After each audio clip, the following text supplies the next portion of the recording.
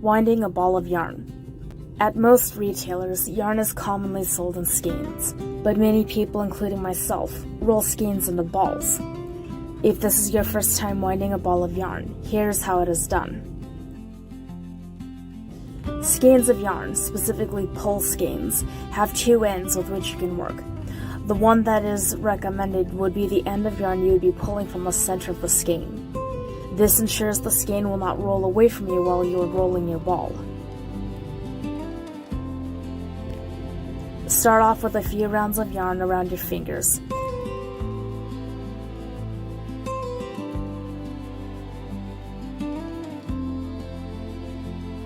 Keep in mind though, occasionally you will come across tangles, so take a moment to undo them before continuing to wind your ball of yarn.